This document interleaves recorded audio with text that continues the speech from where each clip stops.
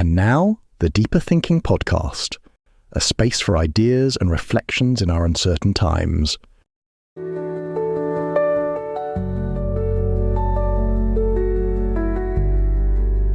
Welcome to the Deeper Thinking Podcast. In a backyard outside Phoenix, a plume of blue smoke rises into the desert sky. Laughter, camera shutters, applause, the gender reveal has succeeded. But minutes later, that same moment goes viral, not for joy, but for irony. The child, years later, will identify as non-binary. In an era more attuned than ever to the complexity of identity, we are paradoxically staging elaborate performances of binary certainty. The phrase, "it's a boy" or "it's a girl," still arrives as a script, not a discovery, a demand cloaked as observation. Gender, in this light, does not emerge from within, but is imposed through ritual, repetition, and surveillance.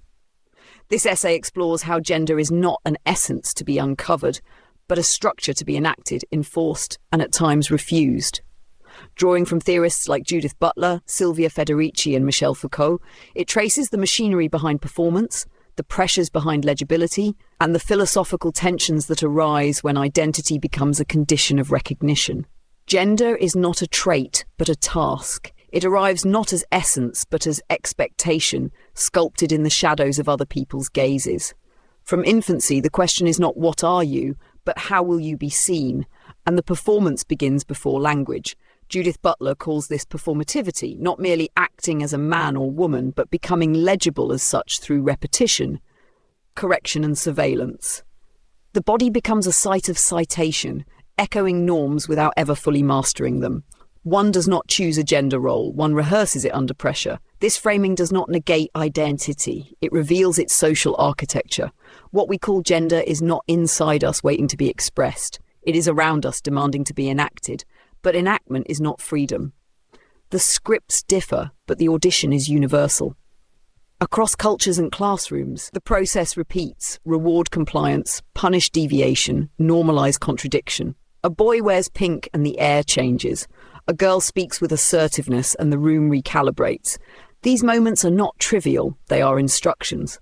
The World Health Organization names this dynamic intersectionality, the layered interaction of gender with race, class, disability, and other axes of difference. It's not just that women are treated differently from men. It's that a black trans woman in a low-income area is treated differently from a white cis woman in an elite institution. Gender is not a line between 2 points. It is a web, tensioned by context. And in that web, accountability is constant. Gender must not only be performed, but performed correctly, aligned with the moment, the gaze, the place. West and Zimmerman call this doing gender, a perpetual, often unconscious alignment with social expectations. The stakes are high because gender is omnirelevant, judged not just in intimate encounters, but in job interviews, public bathrooms, courtroom testimonies. Failure is not just social awkwardness, it is risk. To do gender wrong is to invite correction, ridicule, even violence. To do it right is to disappear into the background, to become intelligible by being typical. Yet, what if typicality itself is a kind of erasure? Simone de Beauvoir wrote that one is not born but rather becomes a woman. The phrase haunts because it carries both violence and possibility. Becoming can be a wound or a strategy. If gender is constructed, it can be reconstructed, but who gets to build, and with what tools? Social construction is not soft clay in every hand. Power hoards the mould, and so the question returns, not what is gender, but whose is it to define, to perform, to refuse. The structure is visible now. The question is whether it can bear being seen. Visibility does not guarantee liberation. In fact, it often demands conformity. To be seen is to be legible, and legibility comes at a cost. Surveillance, social, digital, institutional, demands that gender remain readable within a narrow syntax. Michel Foucault's work on disciplinary power reframes gender norms as technologies of control. They do not merely operate through laws or policies, but through subtle everyday practices: posture, tone, attire, rhythm of speech. A deviation is not simply a choice. It is marked, registered, and often punished. The architecture of this discipline is diffuse but effective. It doesn't need a central authority. It needs only a mirror and a crowd. This apparatus is deeply embedded in education and media, where norms are not merely reflected but rehearsed. From childhood, the classroom becomes a gendered stage. Boys interrupt more often and are praised for confidence. Girls are asked to be quiet, helpful, and neat. These roles are not innate, they are systematically cultivated. Albert Bandura's social cognitive theory explains this process. We learn behaviours by observing others, especially those who are rewarded for conformity. Gender becomes not only a script, but a set of rewards and punishments encoded in daily life. And media compounds the lesson. Characters that challenge gender binaries are rare, and when they do appear, they are often framed as problems to be solved, exceptions to be explained, or symbols to be decoded. Even resistance can be absorbed. Subversion risks becoming spectacle. When gender non-conforming individuals are represented in mainstream culture, they are often made palatable through humour, tragedy, or hypervisibility. The system allows disruption, but only if it confirms the stability of the whole. Gail Rubin's sex-gender system theory traces this pattern. Societies assign sexed bodies into roles that sustain economic and kinship structures. In other words, gender isn't just about who we are, it's about how systems persist. Family, labour, property and statecraft all depend on predictable gender roles. To challenge those roles is to disturb much more than identity. It is to expose the machinery beneath. And yet, beneath the spectacle, something else flickers, a refusal that doesn't shout, a silence that isn't empty. Sara Ahmed frames this in her discussion of feminist killjoys, those who interrupt the flow of normative happiness by naming its exclusions. To challenge gender norms is not to ruin the party. It is to ask why joy is conditional on silence. This is not only political, but epistemic. Who gets to define what is normal, joyful, good? And who is made to disappear in the process? This is the recursive edge. When refusal itself becomes structure, when silence becomes its own kind of clarity. Clarity, however, can be a form of closure, and closure can flatten what should remain open. If gender is performance, as Butler insists, then the urge to stabilise that performance risks collapsing the very multiplicity it seeks to acknowledge. Eve Kosofsky-Sedgwick warned of this in her work on epistemology of the closet. The cultural compulsion to name, label and resolve all identities into knowable categories, especially in the service of institutional legibility. The more we try to define, the more we risk erasing. Ambiguity is not feared because it confuses, but because it disrupts systems that rely on clarity to stay in control. And yet ambiguity is not a failure of thought. It is a refusal of containment. This refusal is not abstract. It moves through flesh, space and time. Consider the way architecture enforces gender. Bathrooms, prisons, locker rooms, each structured around a binary that fails the bodies that inhabit them. The philosopher Elizabeth Gross explores this in her writings on corporeal feminism, arguing that the body is not merely gendered by discourse, but actively shaped by space and time. Our environments do not simply reflect gender, they inscribe it. A trans person walking into a public restroom doesn't just confront fear, they confront a structure that was never designed to hold them. Gender construction, then, is not only symbolic, it is material, infrastructural, and spatially encoded. These infrastructures extend into data and algorithm. Gender is not just read by people, but by machines. From facial recognition software to HR analytics, binary categories are reasserted under the guise of neutrality.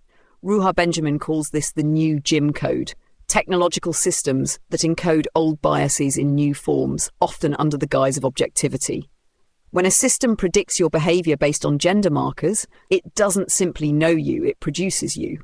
Prediction becomes performance. Historical bias shapes prediction, so the future arrives already cast, your role assigned before you move. But even here, something slips. The system is never seamless. Glitches appear. A non-binary checkbox that breaks the form, a voice that doesn't match the gendered expectation, a refusal to opt in. These moments are not errors, they are interruptions. Jack Halberstam speaks of queer failure as a mode of resistance, where not fitting, not succeeding, not performing as expected becomes a site of possibility. Failure in this context is not the opposite of success. It is the refusal of a script that was never written for you. Repetition does not always reveal identity. It can also exhaust it. In some lives, the performance of gender becomes so exact, so over-rehearsed, that the self it was meant to express vanishes. Judith Butler's notion of performativity begins to twist when the citation becomes so perfect the speaker disappears. To fail properly is to unwrite. To misperform is to reveal the stage. And in that exposure, something unexpected happens. Not a collapse, but a folding. Gender, at its most volatile, begins to loop, not as identity, but as possibility. Structures not announce themselves, they are felt as pressure.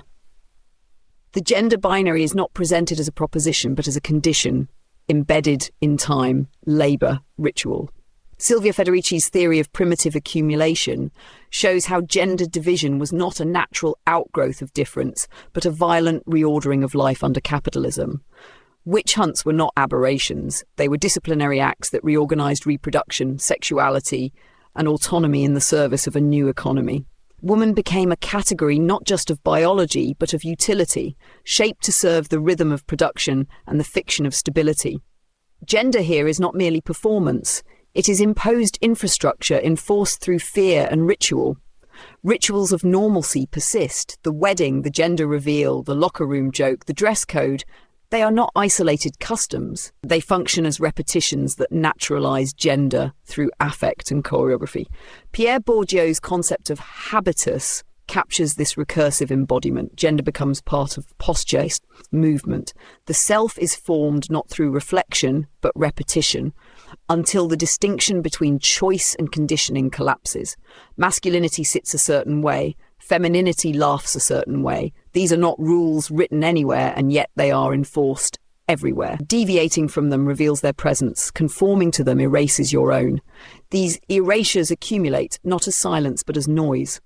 The world grows loud with contradiction, between visibility and safety, between expression and punishment, between fluidity and form.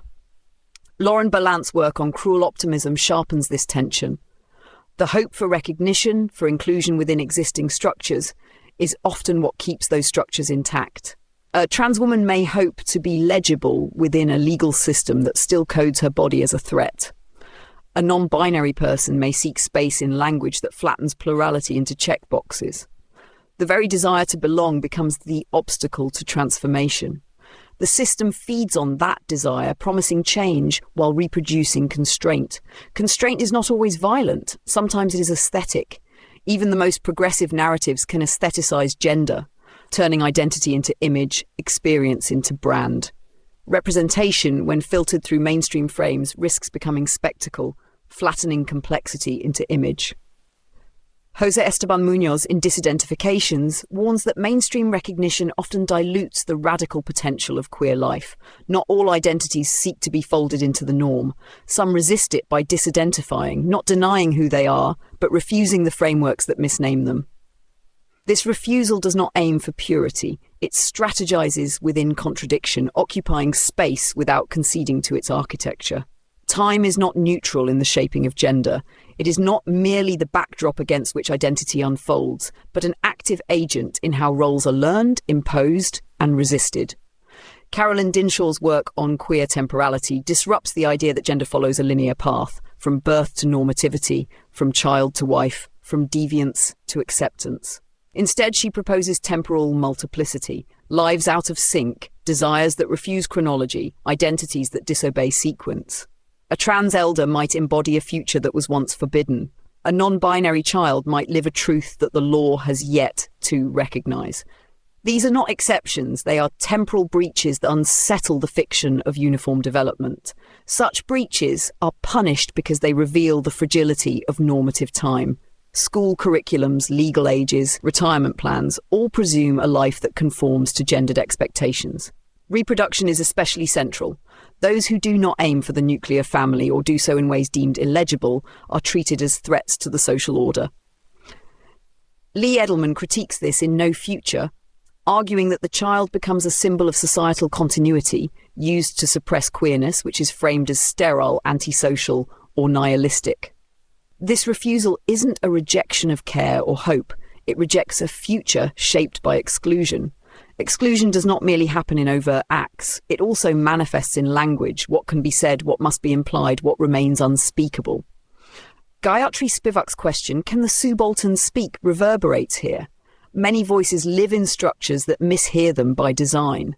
A migrant woman whose gender expression resists Western legibility is not just ignored, she is mistranslated, misfiled, rendered incoherent within systems that claim neutrality. For many neurodivergent people, gender is not expressed in normative cues, and so is flagged not as complexity, but as dysfunction, filtered through diagnostic frameworks that conflate difference with disorder. To live outside that index is to navigate without coordinates. It is a form of epistemic disobedience. Walter Mignolo frames this as delinking, the act of disconnecting from the assumptions of Eurocentric modernity. Gender, in this view, is not just a site of resistance within the dominant order, it is a path toward other orders altogether, ones where fluidity is not novelty but tradition, where multiplicity is not crisis but norm. The Zuni Lamana, the Hijra of South Asia, the Fa'afafine of Samoa, all bear witness to gender systems that predate and defy Western binaries. Yet these traditions are not artifacts. They are living archives, temporal folds that refuse to be erased. In them, gender is not performance or prison, but ritual, relation, recursion. Not a line, but a constellation. Not identity, but orientation across time. Until next time.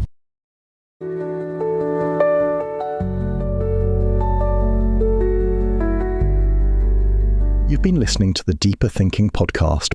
Today's episode was narrated by Holly, our digital narrator, who helps bring our ideas to life. For further reading, research and ways to support the podcast, please visit the episode webpage. Thank you for your positive reviews on Apple Podcasts. Your reviews help keep us visible so others can discover and enjoy our content.